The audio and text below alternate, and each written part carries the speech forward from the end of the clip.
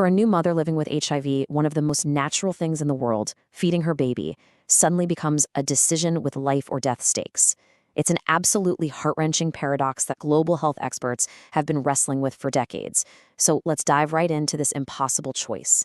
I mean, think about it. On one hand, you have breast milk. We all know it's the best possible nutrition for a baby. It's packed with antibodies that protect against all sorts of dangerous infections.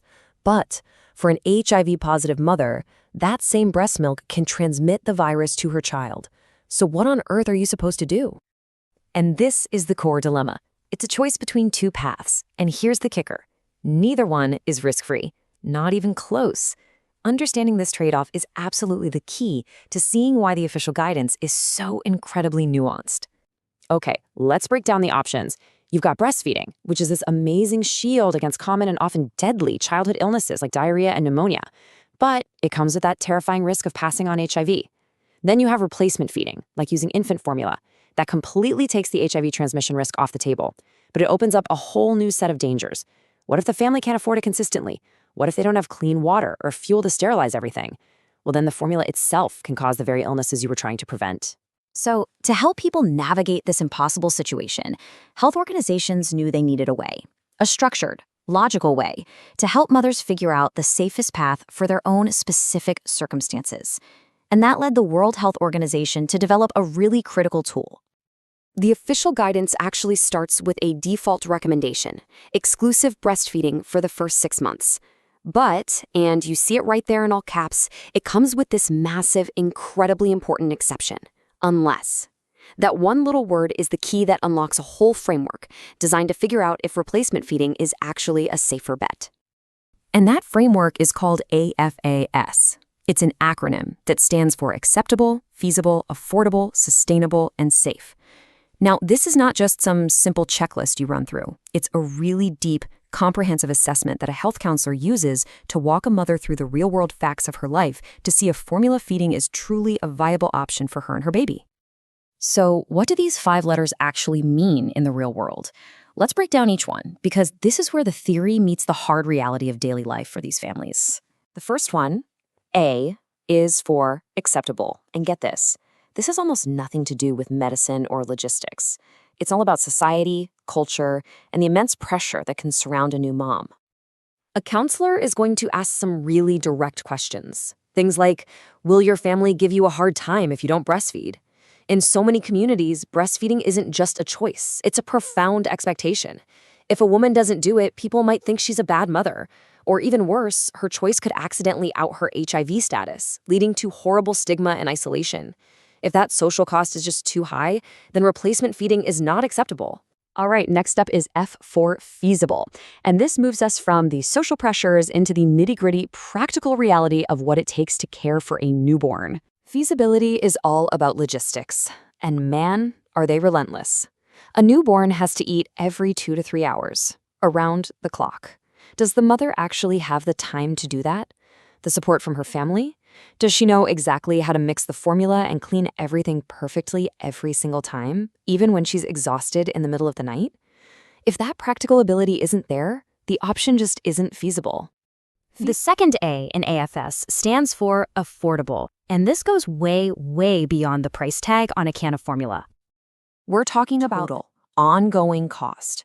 A baby needs a lot of formula in those first 6 months, but you also have to factor in the hidden costs. The charcoal or gas needed to boil water for every single feed, the cost of the clean water itself, and what happens if the baby gets sick from formula that wasn't prepared right? There could be medical bills. If buying formula means the other kids in the family don't have enough to eat, it is definitely not affordable. Total, ongoing cost. So let's say it's affordable. The next question is it sustainable? This is all about making sure that the supply chain is rock solid and uninterrupted for as long as that baby needs it. I mean, a baby can't just go without food for a day. Is there a reliable shop nearby that always has formula in stock, week after week, month after month? What if a shipment gets delayed or the local store runs out? An inconsistent supply is incredibly dangerous. It can lead to a baby being underfed or to mothers desperately trying unsafe alternatives. If that supply chain isn't guaranteed, it's not sustainable. I mean, a baby can't just go without food. And that brings us to the final and maybe the most important criterion of all. S is for safe. This is the absolute bottom line. Replacement feeding is only a safer option if it can be done safely. That means access to clean water, a clean place to prepare and store the formula, and clean utensils. And they actually recommend a cup because it's so much easier to clean than a bottle with a nipple. If those conditions aren't met, the formula can cause severe diarrhea and other infections, which completely defeats the whole purpose of avoiding HIV in the first place. Okay, so AFASS seems like a really logical, thorough way to evaluate replacement feeding. But what if we've been looking at this from only one side? What happens when we take this powerful framework and turn it back on what we thought was the default option, exclusive breastfeeding? Let's just pause and challenge our own assumptions for a minute. The WHO says if replacement feeding isn't AFASS, then you should breastfeed exclusively. But what if exclusive breastfeeding itself fails the AFASS test when you look at it through a cultural lens? This was documented by researchers in places like Kenya. And it's not a statement about biology. It's a deeply held cultural belief. It's this idea that a child belongs to the whole community, so they need more than just what the mother alone can give. And this slide, wow, this just flips the entire script. When you look at it this way, exclusive breastfeeding can actually fail every single AFASS criteria. It might not be acceptable because everyone believes a baby needs water or porridge. It might not be feasible because a grandmother or an aunt will traditionally give the baby other foods. And it might not even be seen as safe if there are local beliefs about a mother's milk becoming bad for the baby at certain times. And this really brings us to the most important takeaway of this entire explainer. There are no easy one-size-fits-all answers here. The reality for people on the ground is so much more complicated than any single guideline could ever capture. So here's the crucial point. AFASS is not a magic bullet that gives you a perfect, risk-free solution. It can't. What it is a tool for harm reduction.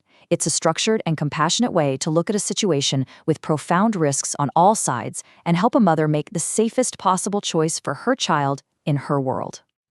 And that's really the ultimate challenge, isn't it?